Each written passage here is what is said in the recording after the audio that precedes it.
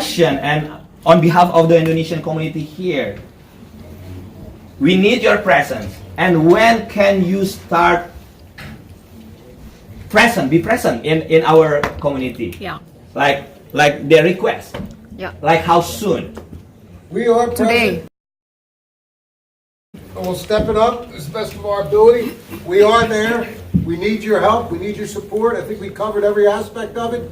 If you leave here with nothing else today, go back to your communities and tell them we're not in the business of immigration. We don't care whether you've got a card or don't have a card. We want you to be our eyes and our ears. See something, say something.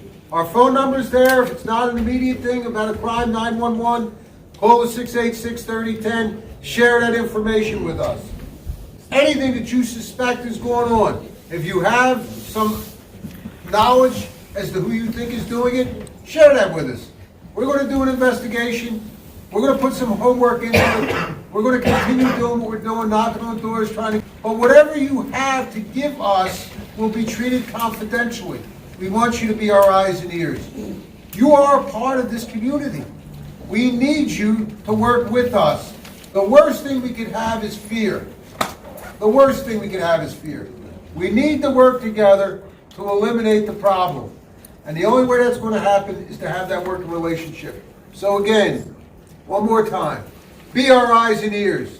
We're not about immigration. We need that information. Pay attention to your environment. Pay attention to what's going on around. Don't be on the cell phone and be concentrated on that. Be a harder target for them. We'll step it up. We'll do what we can to work our end of it. We need that working relationship. We've got 33 community policing programs. The only way those 33 policing community works is to have the police and the community working together. Yep. Yeah. If we don't, we fail.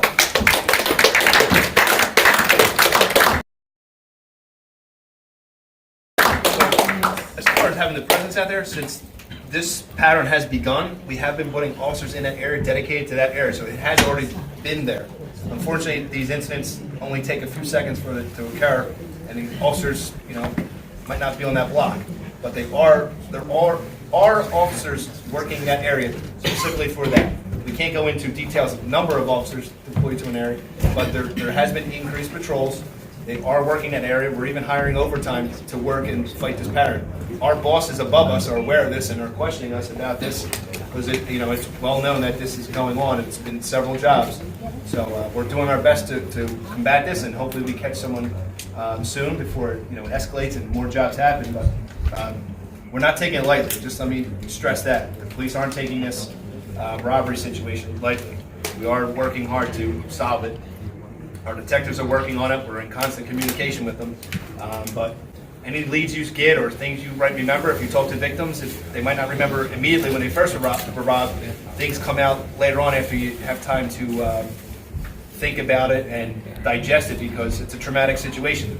After these things happen, you start remembering things afterwards, a couple days, weeks later. So you are talking to these victims and they remember something that they might not have thought of that night of the robbery. Have them contact the police, and we can add that to the investigation. So before Pak Teni close, let's give a big round of applause.